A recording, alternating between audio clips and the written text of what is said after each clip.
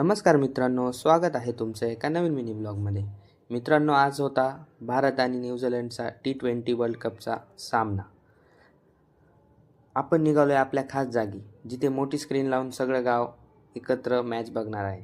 मैदानावर पोचलो आणि वातावरण तर बघा, राष्ट्रगीत सुरू झाले आणि इकडे प्रत्येक भारतीयाच्या अंगावर शहारे येत आहेत.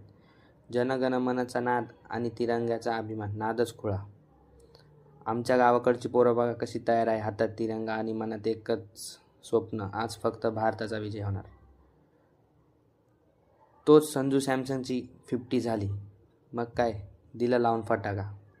हा तर ट्रेलर आहे, खरी पार्टी तर पुढे आहे.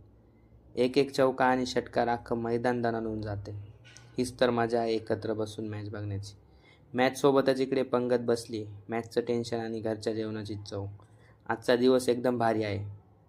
मैदान गाजते, आकाश फटाक्यांनी भरले आणि माहोल एकदम गरम झाला आहे. Team India Roxx.